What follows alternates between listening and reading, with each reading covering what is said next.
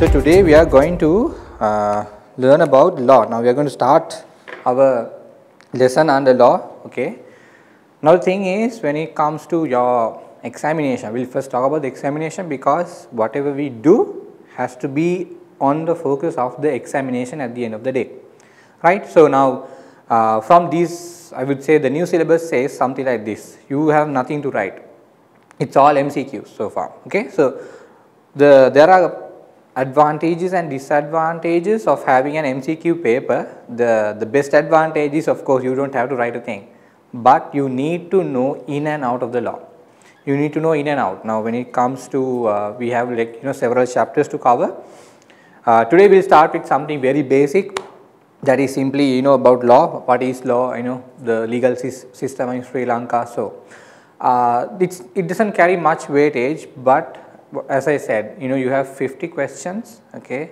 So you need to be able to answer all 50 as correctly as possible, because it's a you don't have much choice, just only 4 answers you have. So either you have to get one correct to get the full marks. So if you get it wrong, you won't get that mark at all, right. So that's the issue with having an MCQ paper, but at the end of the day you don't have to write much. If you are lucky enough, maybe you can pass the exam, but still the idea here is you need to know in and out, right. Maybe you need to read other things apart from here also, right, because to understand one idea, in the sense to understand the question properly, you need to know the law properly as well. Sometimes they ask negative questions. Maybe they ask what is the false statement. They give the correct answer and they ask you to identify the false statement, right. So this paper may come in many ways. We will check later how the paper comes in, right, in the future classes. But what you have to understand here is that your paper is an MCQ paper. Get that into your head. Just because it's MCQ doesn't mean it's gonna be easy. You need to be able to think fast and think quickly, get the idea and underline the correct answer without wasting time, right. So to come to that place, we need to go into depth of the law as well to a certain extent. However, today we will begin with something very simple, something like a very basic question on what law is, right. Now law. The word law has or rather the definition to law. Okay. So many people have defined this, provided their own opinions, right. Now usually I ask all the students what they think of the law is, right. Usually, what do you think law is, right. And yeah, just one thing before we start also, if you all have any questions, please just let me know, just speak out, no issues. Okay, you can always ask any question, you can disturb me at any time, that's not a problem. All right. Okay. Now law. When it comes to the term law, okay, it has many definitions, many variations, but the question is, can we really define law? Can we put it into a framework? Can we just put it into a square like this? Okay, whatever said is in here is law. Can we do that? It's very difficult. It's very difficult because you can't put law into a framework and just accept that as it is, because law is ever evolving. What do you mean by evolving? It's ever changing. What was law before, let's say 100 years ago, what was right those days may be wrong today. What was wrong today, okay, maybe was correct maybe 100 years ago. So law is changing according to the society standards, according to what people believe in, according to the culture. Because of these many factors, law is always changing, right. Now one thing is this question, okay, what is law? Now to answer these questions, okay, there were many philosophers. There have been many philosophers who have tried to answer this question, and I would say they have succeeded to a certain extent, right. It's not that this is a very I would say this is a very open question, a very simple question, to be honest, a very simple question, But the answer is not that simple. It's not complicated either. The answer is not complicated either. The thing here is we can't put it into one box and say, okay, this is law. Now that is very difficult. That's the complication that there it is. It's very simple, but it's not complicated either. But at the same time, it's a little bit very confusing to provide a definite answer without including or excluding something else. Because in a definition, remember, you will have to include something or rather exclude something. Right? Now when you try to do that, whatever you have excluded is not in the definition of law. Then in some countries, maybe what you have excluded may be existing in those countries. Now that's the issue, right? How can the law be do different things, right? So in my opinion, okay, now this is just my opinion, you can have your opinions, not an issue, right? What is law? Okay, we cannot define it. The answer is that it cannot be defined. What is law? The answer is that simply it cannot be defined in such a manner that we cannot put it into a framework and tell that this is law. No, we cannot define what law is. It's an ever changing or rather an evolution, I would say. Okay, it's an ever changing matter. What is law remains. Is it remaining constant always? No, it's always changing. So please remember that. Okay, first thing to remember, is law a fixed matter? Never. It's changing. Maybe not today, maybe not tomorrow, but it will definitely change. Maybe another 5 years, 10 years. What the law that we have today maybe change in another 10, 15 years. Okay, maybe you apply that to yourself and see. Maybe you might have found, okay, let's take a very simple example. In your school, okay, there may have been rules and regulations that were there when you came, but by the time you were growing up, maybe those rules and regulations were lifted. In the sense, they were taken away. Or when you came in, there were no very hard and fast rules. But after a while, you found out that new rules were added, right? Similar, same concept here also. In a society, what law is ever changing. It doesn't stay the same. It's always changing. That's the idea. Okay, so can we say that law is a fixed matter? Never. Law is ever changing. Okay, we cannot define it. Okay, so the answer to the question, what is law? What we can really tell is that its law cannot be defined in any manner to include everything or all definitions that are that can be thought of, right? But at the end of the day, you may have certain answers. You may think, yes, law means law and order, to bring discipline. Why do we need law? To bring discipline, to bring order to a country, for protection. Yes, all your answers are correct. The thing is, we can't only limit it to those answers. Okay, all your answers are correct, but can we limit it to only those answers? Never. So that's why I said we must not define it.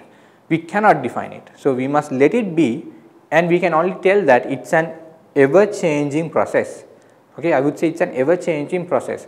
What is law is always changing, and it is decided according to the societal standards at that particular time. All right. Okay. Now, right, I hope that's clear. Okay. Now, as to what is law, I hope that is pretty much clear to you all. So the simple answer is that it cannot be defined. It's an ever changing process. Okay. It's sort of a philosophical question as well. Law and philosophy kind of go together. Since the time of Plato, Aristotle, everything, right? Even they have tried to answer this question, what law is, right? So my opinion here is what law is simply it cannot be defined because it's an ever changing process. Okay, right. Now let's come back to the other question, that is, now we answer the question what law is. No, let's see how law is applicable in Sri Lanka. Okay, how law is applicable in Sri Lanka. Okay, how law is applicable in Sri Lanka. That means simply now how are we applying the law, okay, in the Sri Lankan context, right? Now here of course we need to understand a little bit of history as well, because without history it might be a little bit difficult to understand the Sri Lankan legal system. Alright. So we will go to a little bit of history, just to recap our memories, from the time of the Portuguese, the Dutch and the British, and how they influenced our system of laws, because without knowing that historical context you will not be able to understand why we have different laws. You might think, why can't we, sir, why can't we just have one law, one country, one law. I mean, yeah, we can try to impose that, but it's not gonna work immediately, right? Because the legal system in Sri Lanka developed over many years. It was not just just an overnight thing. It developed over many years. So to change from that, you cannot do it overnight. We cannot suddenly change what was established for a long time overnight. It's an impossible task. Okay, it's an unwise task to do that also. The Sri Lankan system is already established. Okay, with the different cultures, we have different ethnicities. So certain laws are applicable to them also. Okay, so it's not easy to suddenly change or suddenly move away from that line of thinking, from that behaviors, because our law kind of shapes our behavior also. So certain ethnicities kind of follow that law, that is the law that is applicable to them. For example, maybe related to family matters, maybe related to divorce matters, property. Right now, should we suddenly change all the laws, and then what will happen to the property? What will happen to the cases that are existing, that are currently ongoing? Right, so many questions are there. So that is why it's not easy to suddenly switch to one country, one law, because there's an existing legal system in Sri Lanka. We need to address that first. If that is working, okay, if that system is working in Sri Lanka, all right, then we only need to fill the gaps in that country, or rather fill the gaps in that system. That would have been a better option. All right. Okay, so just to recap, how law is applicable in Sri Lanka, right? We need to go, or rather dive into the historical context, right? Let me take you to a little bit of history lesson, because this is not with the years, obviously, little bit of just with the facts, okay, not with figures, but with facts. Okay, so our country, not exactly like this, but to a certain extent, our countries, the formation of a country is like this. Okay, now I am drawing this. This is not the exact representation, but I am just drawing this so that you all will understand. All right. Now, what are we going to do to understand the legal system in Sri Lanka? Why? Because after understanding the legal system only, you can identify the classifications that are applicable under law. All right. I would name this part as the legal systems.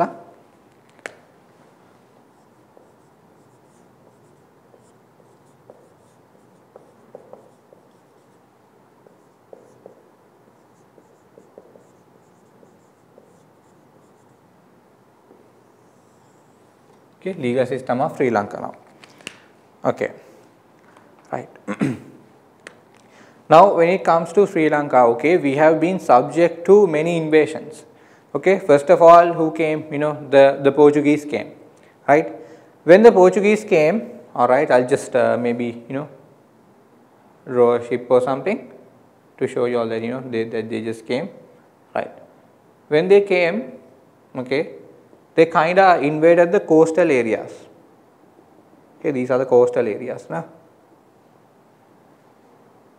Okay, these coastal areas. Okay, that means not the mainland. Okay, not the mainland, because there were like other kingdoms, like for example, there were kingdoms around the Kandy area. Okay, right. So those kingdoms were not touched. They could not reach there. They were only in the what we call these coastal areas. Okay, right. Now, when they came, right, they did not have much effect on the Sri Lankan context. Okay, even though they came, they stayed there for a while, they stayed for a long time, but still they could not capture any kingdom, but they were becoming a little bit of a nuisance to the king. Okay, the king at that time. What he did was, there was another guy who came by this time, and that was the Dutch. Okay, I'll name this Portuguese. Name is Dutch. Okay, just for reference, right. When the Dutch came in, okay, what the king did was, he made an agreement, okay, they made an agreement. Agreement to do what? Agreement with the king, I will just draw it here. Agreement with the king. Now to do what? That was to chase away the Portuguese. The king promised, look, if you help us to chase away the Portuguese, we will let you have the lands that were, that they were controlling, and the monopoly over, the trades. For example, monopoly over cinnamon, like such as that, trade activities, right. Now, it was beneficial for the Dutch, because anyway they were coming here for trading. So, for them it was very beneficial, alright. So, they made an agreement with the king, and somehow they succeeded to chase away the Portuguese, right. So, now the Portuguese are gone, okay, they are gone now. Now, who do we have? We have the Dutch, right. Now, what did they do? They managed to, okay, they kind of, acquired these. If you go to Gold Fort, you might still find, buildings made by these people, the Dutch, right. Now, they acquired the coastal areas, that is true, they acquired the coastal areas, right. Now, what they did was, they kind of was trading, and they had the complete monopoly over trading activities, okay, they had the complete monopoly over trading activities. Now, the question is, okay, how did they affect the legal system of Sri Lanka, right. Now, think practically. When people, let's say, let's say you are in a plane, okay, you crash land onto an island. Let's say you have to live there, okay, you have to make a society there, you have to, there's no one to come and save you, so you have to live there. Now, tell me, what kind of law will you apply? You might apply the law that you know, because you need to have a law and order wherever you go, right. So, let's say you are going to build a civilization in that island, then you will have to have, okay, to a certain extent, some idea of law also, and also you will only execute or rather use the law that you know. You might not go and use a law that you don't know. So, you will be using a law that you only know, alright. So, when you use that, okay, when you are using that law, because technically you only know that law, right, you do not know any other law that is existing on the land. Similar to that, even the Dutch, when they came here and when they were settling here, okay, they settled down here, okay, and probably they married Sri Lankan women also, and maybe the Dutch women married Sri Lankan men, we do not know, okay, that is obviously a practical scenario. When these things happen, what occurred is, right, now when they are occurring here, what happened? They are taking land, okay, there is land anyway, in Sri Lanka there is land. So, when they are settling, okay, maybe they purchase land, and there might be issues related to marriage, divorce. Then apart from that, after the husband and wife is not there, what will happen to the property, how it is divided, all these questions, okay, all these questions were rather answered, okay, by their own system of laws. Let us call it the Roman law for now, okay. So, to a certain extent the Roman law, but they applied the law that they know, okay, they applied the law that they know. Who did? The Dutch did. Now, Portuguese are gone, okay, we are talking about the Dutch. Now, what happened is, now they stayed here for a long time, okay, they stayed for a long time.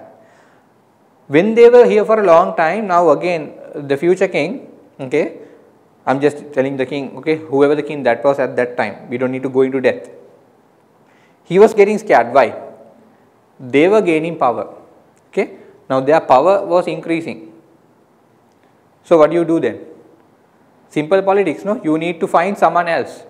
You need to find someone else, because you can't take them down alone. You obviously can't. So, you need to find someone better and stronger to defeat them. So, who do they went to? The big guns, no? Who is the big guns? The British. Okay, the British. Now, what happened to them? They kind of came here.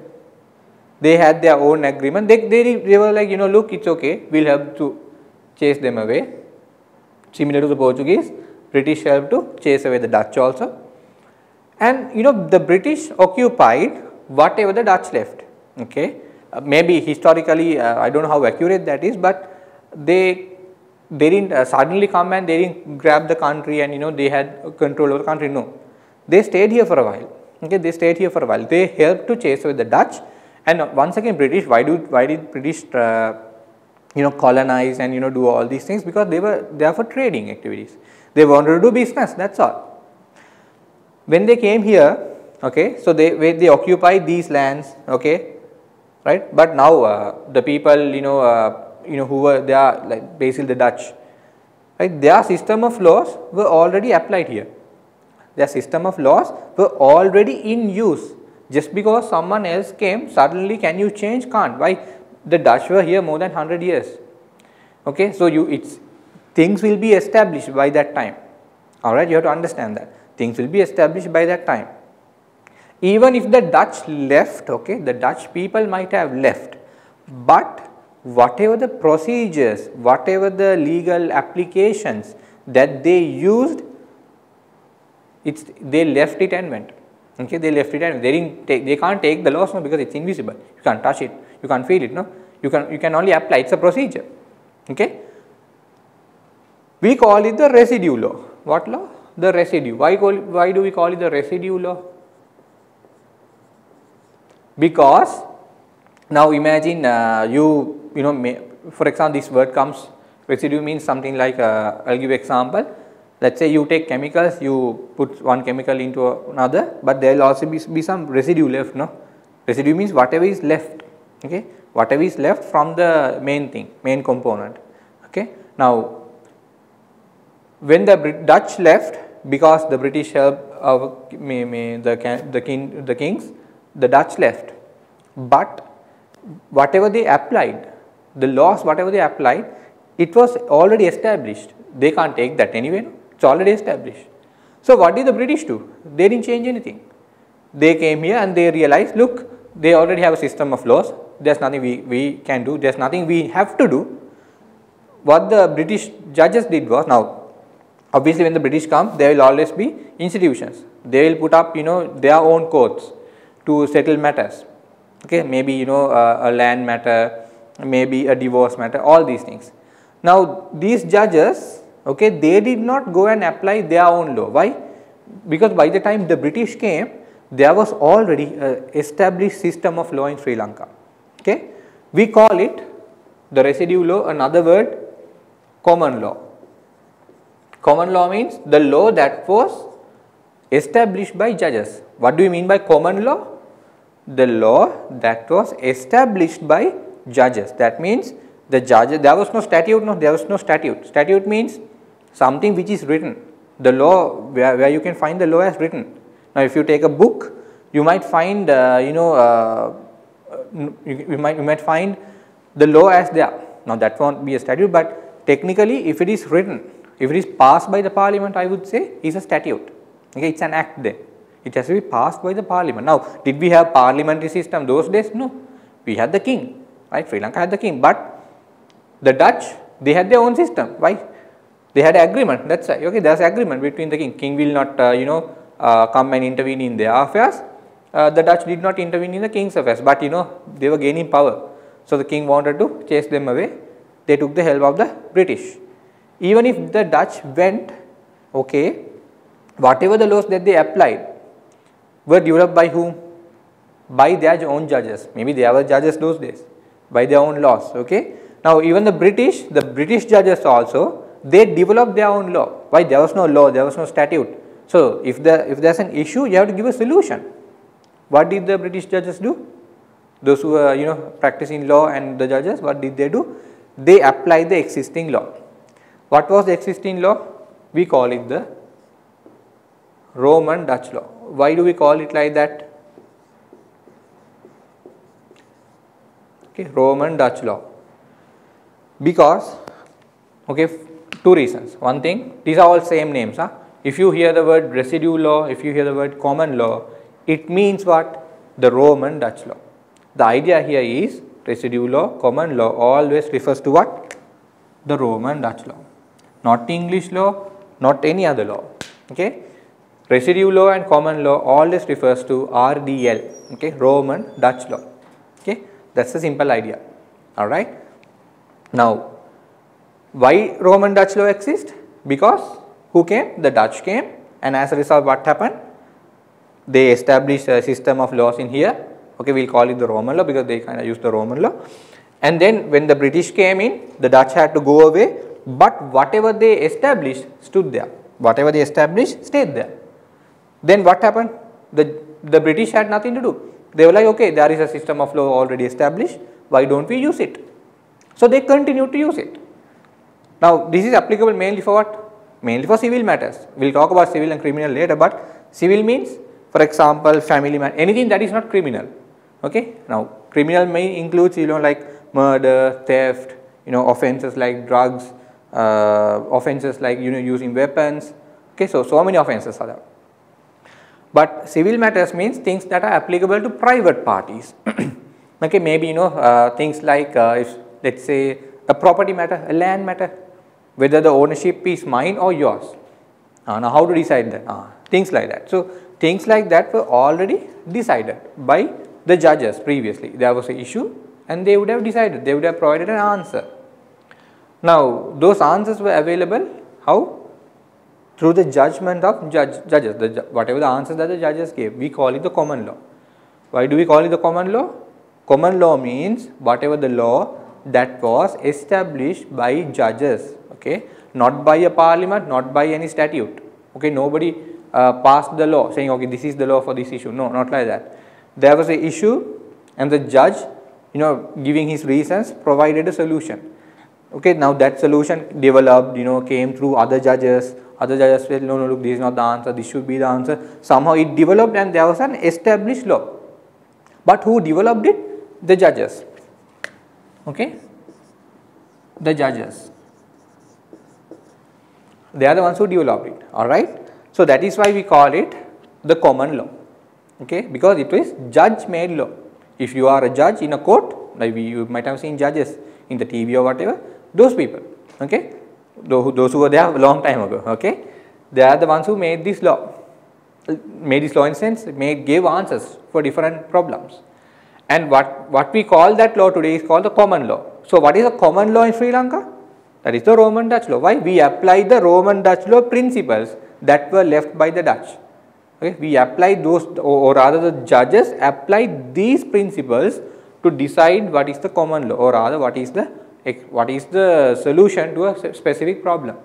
Okay, right. So the common law countries are, you know, for example, Sri Lanka is a common law country, South Africa is a common law country, very few countries are common law. Why? All other countries have switched to rather parliamentary system and they have statutes. In Sri Lanka, yes, we have statutes now, but before, I mean, it's a mix. That's why I said legal system of Sri Lanka, it's a mix. Okay, we have the common law for certain matters, for example, property matters, a delictual matter. Delictual means, let's say, you know, you met with an accident, you need to get compensation. So those are called delictual matters. Somebody insulted you, you can put a defamation case, a delictual matter. Okay, so these matters, other than that, matters relating to property, marriage, divorce, okay, guardians for children, all these things. Okay, not all civil matters, but things like that. Okay, examples. Okay, come under the Roman Dutch law.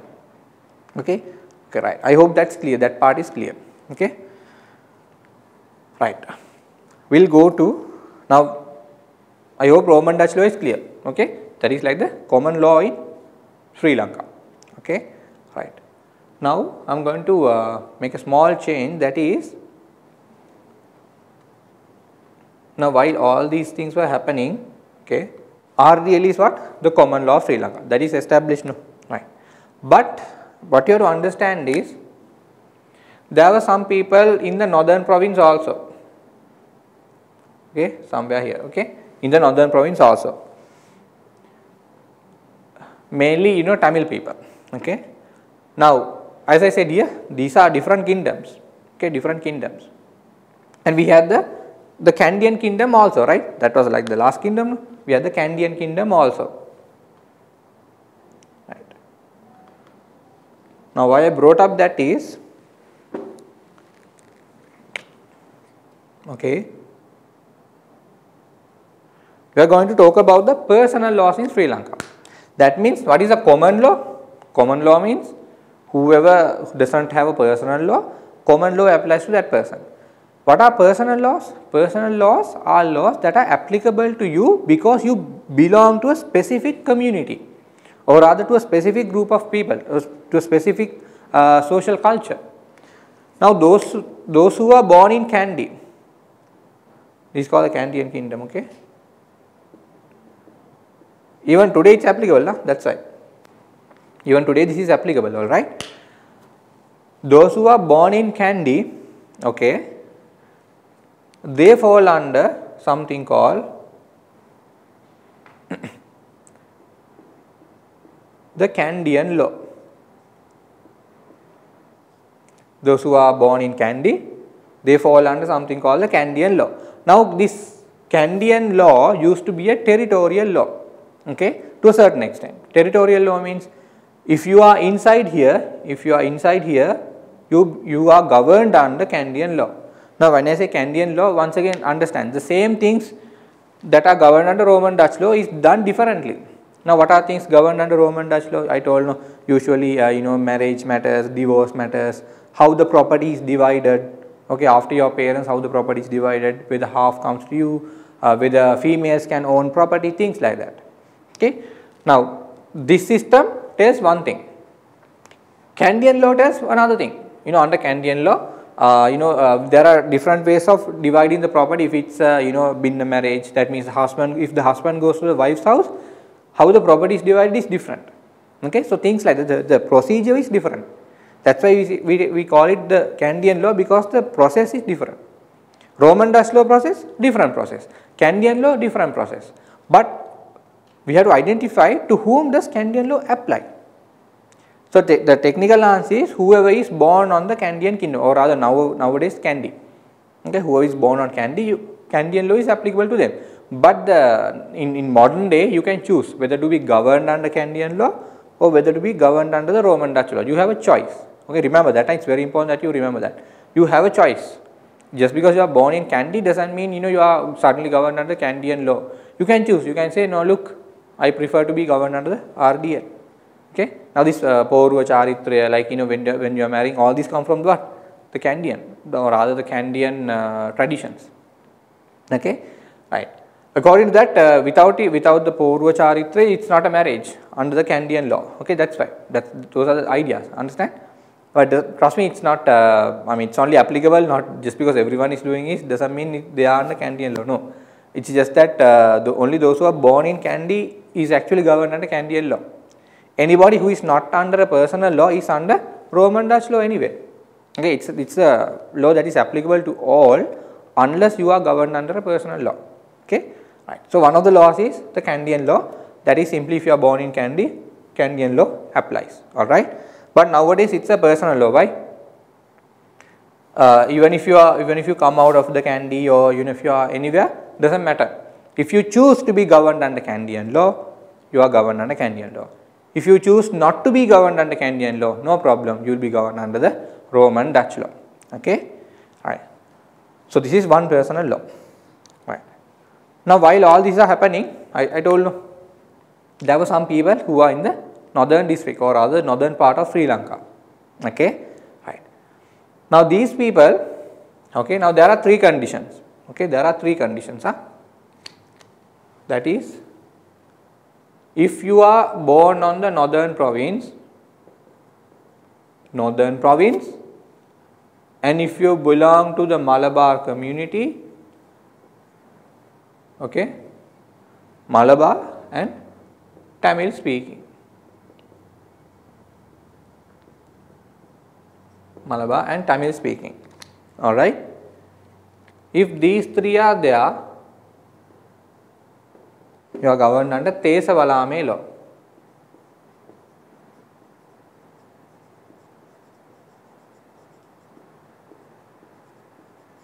Okay. So technically, if you are born in the northern province of Sri Lanka, and if you are a Malabar Tamil speaking person, okay, you have to fulfill all three conditions.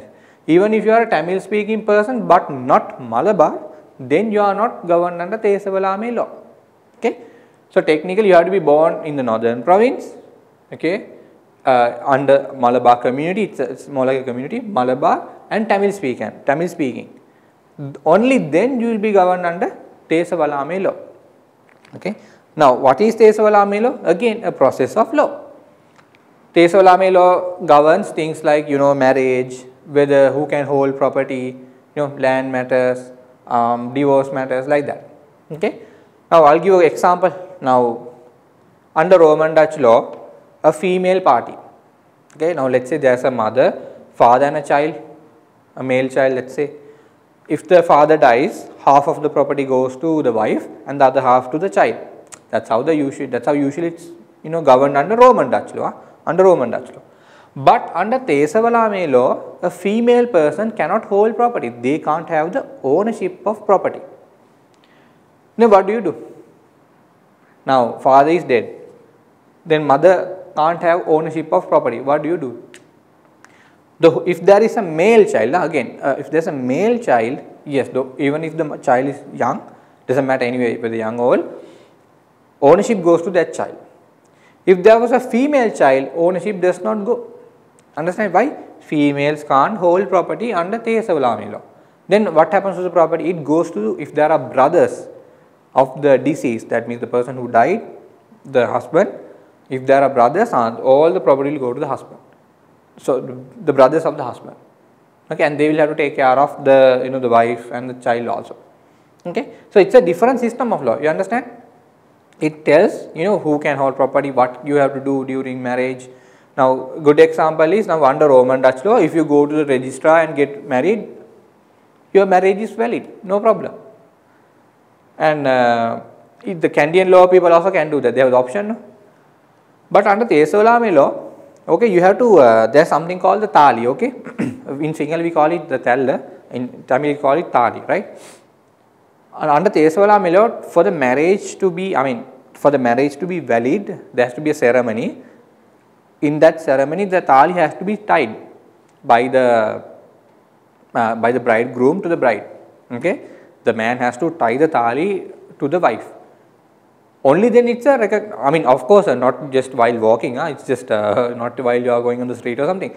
There has to be a ceremony, okay. In that ceremony, that has to happen.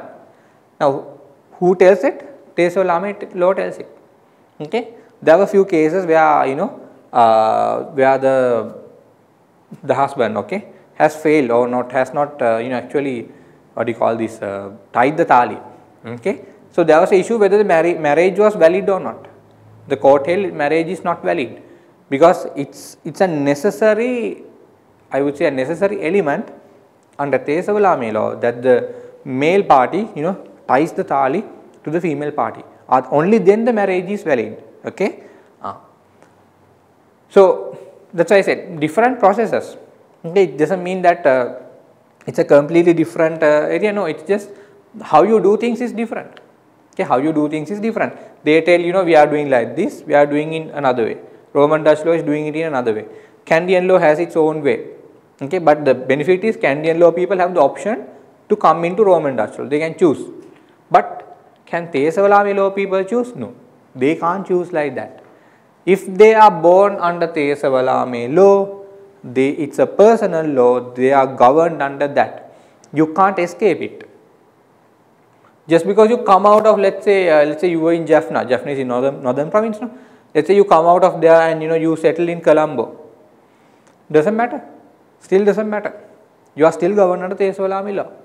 Okay. Now I'll give you another example. And now if you are governed under Roman Dutch law, okay. Let's say you are governed under Roman Dutch law. Let's say you want to sell a land. What do you do if you want to sell a land? So technically you might advertise, find buyers and simply sell, correct? But when it comes to Tesavalame law, you can't simply do that. Before you offer your land to someone else, you need to offer it to your neighbor. That means you need to ask your neighbor, look, do you like to buy this land? If there are few neighbors, you have to ask them all. You have to ask them, look, do you like to buy this land? I am selling it, I am willing to sell it. If you, under Tesavalame law, if you have failed to ask your neighbor and then let's say you sold the land, it's not valid. Tesavalame law says, okay, Tesavalame law says, you have to first ask the neighbor before you sell your own land. If you did not ask him, if you had sold without asking him or without offering your land to your neighbor, what will happen? That sale is not valid. Okay, that sale is not valid. All right. Okay. So you see different processes. It depends. Okay, it depends. Different matters. Any matter. Okay, any matter that is not or any answer that we cannot find under Candian law or Tesolami law. Usually the judges try to find the answer or try to develop a law through that also. Okay. So, but now of course it's already established. Okay, it's already established, right? Okay. Now there's one more law. Okay. Now so far what did we talk about? What are systems of law? What are the three? I would say the three we discussed so far. Roman Dutch law. Okay, that is a common law in Sri Lanka. Okay, anybody who is not governed under Tesolami law, Candian law, and the other law that we are going to discuss falls under the Roman Dutch law. And some people who are like born in Kandy, they are governed under the Candian law. Okay, they can choose. They can choose to fall under the Roman Dutch law also. They have the option. But what about Tesolami law people? Can they choose? Can't. So you might ask, you might be wondering, how can they, if they really want to give up? They don't want to be governed under Tesolami law, what must they do? Right. Well, it's difficult, but they have to cut their ties. That means they have to, not the ties that you have, okay, that you cut your ties to the northern province. You have to come, you have to come out, definitely you have to come out. Even if you stay there, let's say you are not participating in the rituals. There are customs. So in here you might have different customs, different traditions. You are not participating in those traditions. You don't follow the normal traditions as a Tesolami law person, right? You do, you show your intention or you express your intention by doing something opposite of what a normal Tesolami law governing person would do. Okay, so by doing these things, you are showing to others, okay, and eventually to the court, probably in a future case, that you don't want to be governed under Tesolami law. Usually this matter always comes up after you are dead. That's the irony of it, right? Let's say a husband and wife married, they come to Colombo, they live under they governed under Tesolami law. Okay, so they live in Colombo, but they never go back to their homeland, right, or rather the home place. Not even for a funeral, nothing, not even for a tradition, no. They settle in Colombo, they live in Colombo. Husband dies. Now, if you are governed under Roman Dutch law, what happens? Half goes to the wife. But now this is a real case actually, I am telling you. But now, under Tesolami law, now they came from here, no? They came from here, Tesolami, or rather the northern province, they were Malabar and Tamil speaking. What happened is, the husband's brother said, look, our brother is governed under Tesolami law. Okay, he was born here, he is a Malabar, he is Tamil speaking, so he is a Tesolami law person. Under Tesolami law, the wife cannot hold property. The wife cannot have the ownership of property. The wife said, no, look, we have cut ties. We have, moved away from that law. We didn't want it. We wanted to be, simply away from those traditions. And, they came back here. So in that case, it was, kind of proved that yes, he had, given up. He has given up on his personal law. When you give up on your personal law, okay, you have to, it's very difficult to prove it, okay, because it's your intention, we don't know how your intention works, right? You have to show a lot of substantial evidence. But if you give up on one of your personal laws, let's say you have a personal law, you are governed under Tesolami, if you give it up, naturally you become a follower of RDL or Roman Dutch law, okay. So naturally you fall under what? The Roman Dutch law, okay, that's a simple idea, right. Now, while all these are happening, remember, there were few people who came from Middle East. We call them the Mohammedans, okay. They came for trading purposes, okay, in ships or whatever, okay. We call them the Mohammedans, right. They were simply Muslims, okay. They were everywhere, anyway, they were everywhere, okay, not in one particular place. Now the question is, what kind of law should be applicable to them? Should we apply the Roman Dutch law to them? Should we apply the Candian law or Tesolami law? We can't apply. Why? They had their own system of laws. Now you have to understand, when the traders came, Sometimes they didn't go back, they settled here. When they settled here, you know, they might have married other, you know, Sri Lankan women, or they might have married, you know, their own, I mean, they might have came with their wives, we don't know. Somehow they came here, they settled here. Now the question is, when a matter relating to them comes up, for example, let's say a land matter, a family matter, okay, maybe about a divorce or something, when those matters come up, we can't apply the Roman Dutch law to them, we can't apply the Candian law to them, we can't apply the Tesavalami law to them, because obviously they are not Northern, they are not Malabar, they are not Tamil speaking. So these conditions are not fulfilled, so you can't apply this law. You can't apply Roman Dutch law because that law was there before they came. After they came, now we can't, it's unfair to suddenly apply a law they don't know. You can't apply a law that you don't know. How can you defend yourself? Correct? So what the judges did was, especially the British judges, they applied their own law. What is their law? That would be the Muslim law. Okay? The Muslim law.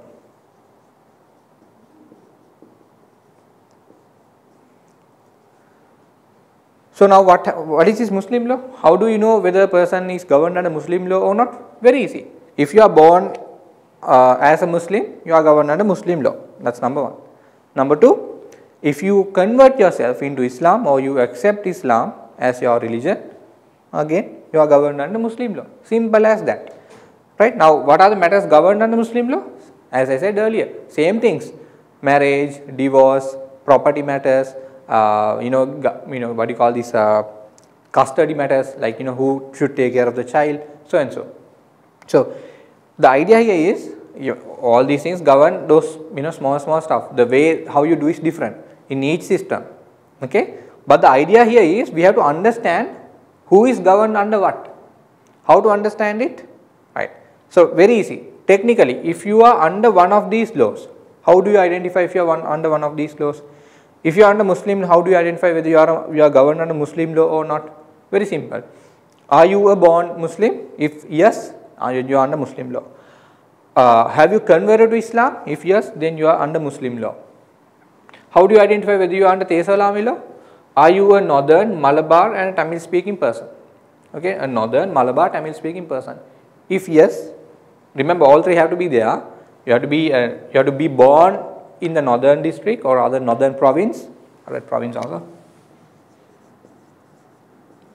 northern province, Malabar community, or rather Tamil speaking, Malabar Tamil speaking person.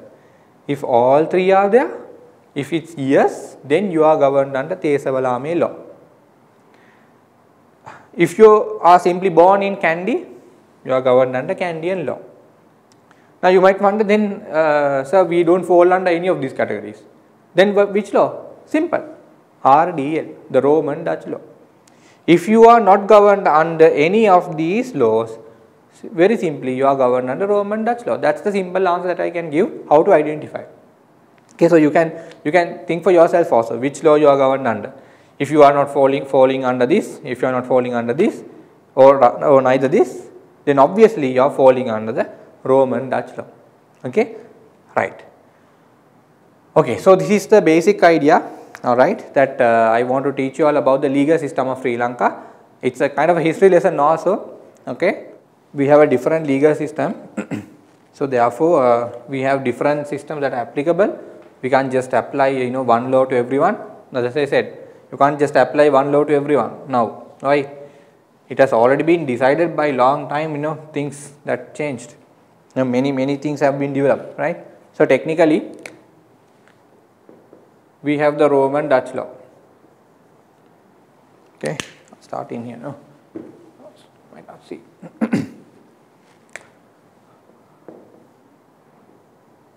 Okay, Roman Dutch law. What is this called? This is the common law in Sri Lanka. Roman Dutch law. We call it what? The common law. Okay, right. This is one system we use. Okay, technically anyone who are not governed under personal laws fall under this. Right. Then we have the personal laws. Okay, we have the personal laws.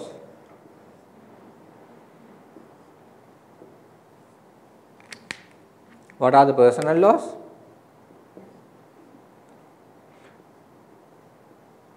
Canadian law. Then third one, we have Tesavalame law.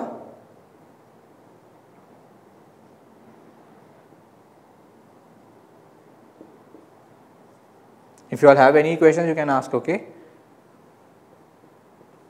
And finally, we have the Muslim law.